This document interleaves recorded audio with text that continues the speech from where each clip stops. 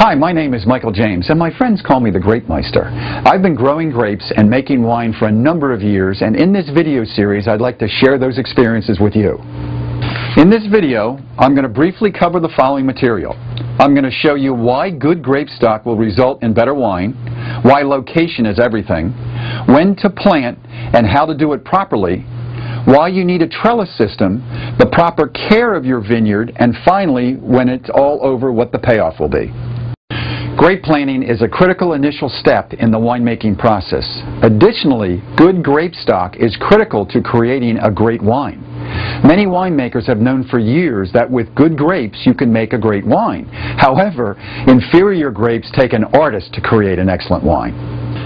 The first step to proper grape planting is to find an ideal location that favors the harvest of the ideal grape crop. You need a location that has full sun. You need a location that is well drained because grape rootstock does not like wet ground. You want the harvested grapes to be small in size. Large grapes yield more juice than small ones.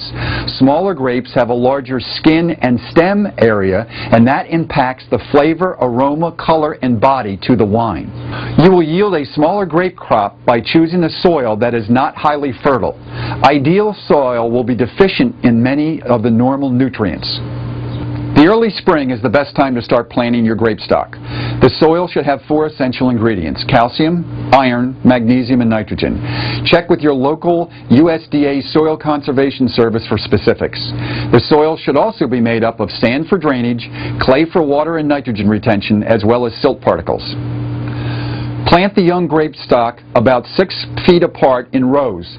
Separate the rows by at least 6 feet to allow for air circulation because this promotes a healthier plant stock and prevents some molds and fungus from growing. You will also need a trellis system to support the grapevines. As the grape plants begin to grow, choose one of the healthiest shoots and tie it to the trellis with a string or cloth. Don't use wire because that can really damage the grape plant. Be sure to prune the additional shoots away, and the next spring you'll observe additional shoots that are forming on the main trunk. These shoots will form the arms of the main plant, and that is where your fruit will form the following year. Planting of your grape stock and pruning that stock yearly goes hand in hand.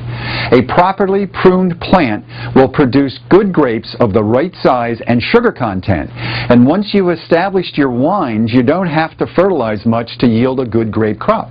Grape plants are not heavy feeders. In fact, if you over-fertilize, you're going to encourage vine growth rather than fruit production.